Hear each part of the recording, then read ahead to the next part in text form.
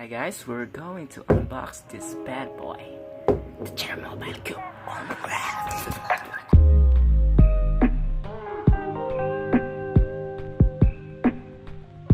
Ngayon ay mag-unbox tayo ng isang phone galing sa Chernobyl. Ang pangalan niya ay Cubix Cube OnRev. Nabili ko lang siya sa halagang 1,399 pesos only. So, let's get started. Yan guys, bubuksan na natin. Oh, what? Wala yung... Actually, na-unbox ko na siya kanina. So, eto yung phone. Yan.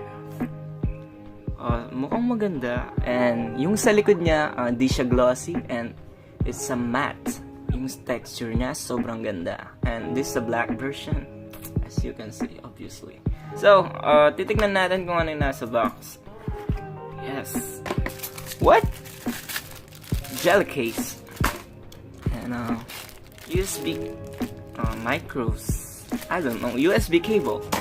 Headset. Meron tayong headset. USB wall charger. The battery, which says it only has 2,000 milliamps. Screen protector, and yung manual. So, etong lahat for 1,399 pesos? What? Ito yung phone. Alisin lang natin to. Itong sticker. Bam! So, we need to put the battery inside of it. Okay, guys. Let me see. Where's the... Ooh. Ito na, guys. Lalagay na natin tong battery sa loob.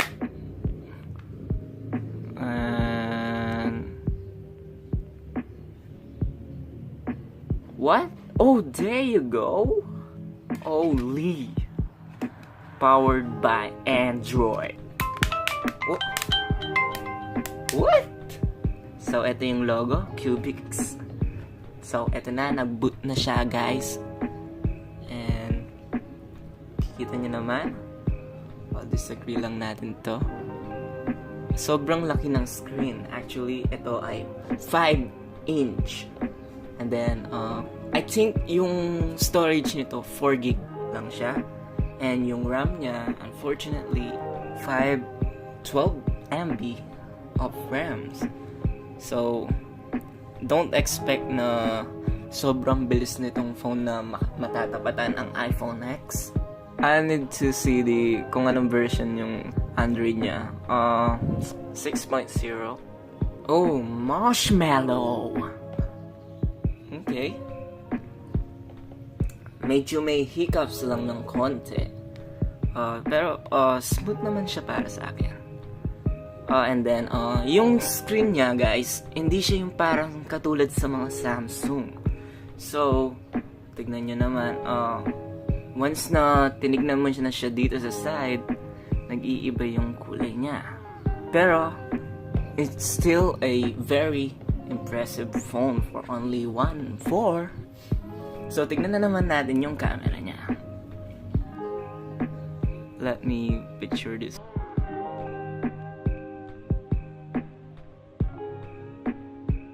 And then yung front camera.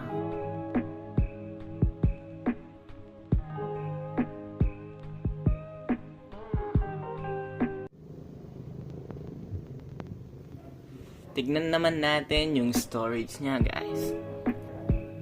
4 gig yung phone and 3 gig na yung na-use dito sa phone na to.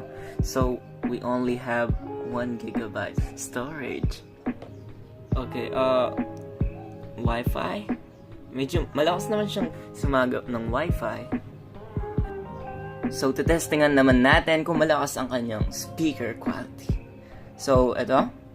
Tingnan lang natin itong mga sample music. Okay. Very good siya. Ito yung speaker niya. Nasa baba. Yo! I'm unboxing this new phone from Cubix from Chernobyl. I think this sucks, but it doesn't suck. You know what I'm saying, right? I'm going to install some games, guys. So, eto na, guys. It took me almost 30 minutes to install some games. Let's try this app, Makorama. I never tried this before. Ooh. Ooh. Forgive me for having a sweaty hands. Ooh, cute. Tap to move. Wow. Actually, very cute nung game. Wow. Sobrang ganda ng game. Drag circle.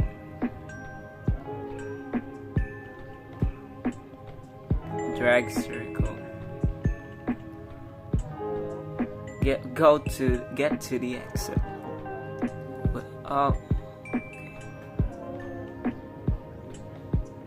Okay. Woo! That was not hard. You know, I think alam nyo na to, guys. Smash hit.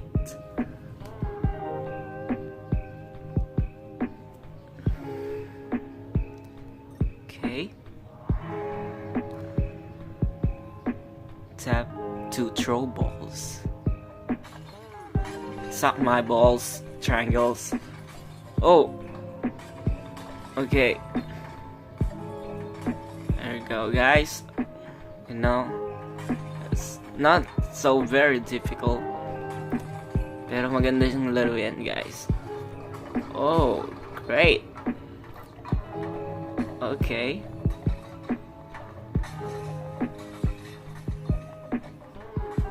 And that's the end of the story. And for calling and messaging, very good siya, guys. Malakas kumuha ng signal and very good. May konting nakikita lang akong problema dito ay yung mabagal na pag-load ng mga apps. Kasi alam naman natin, 512 lang ang RAM nito. Yung battery naman niya, guys, nilaro ko siya nag-start ako ng 11:30 from 65%. And from now, yan yung nabawas. So there you have it, guys. For me, it's a thumbs up for this price na 1,399. Meron ka ng gel case, meron ka ng headset, meron ka ng charger for that price. And 5-inch pa siya, guys. If you like this video, guys, kung nag-enjoy kayo, please comment and click the subscribe button. Pero kung di ka nag-enjoy, actually, papa-raffle ko tong phone na to. And all you have to do is follow my social media accounts. Nasa baba. Ito. Follow my social media. And then, I will post the mechanics soon. Siguro magbibigay ako ng dalawa nito. Cube OnRev. So, there you have it, guys. Thanks for watching. This is AfroJam Studio. God bless.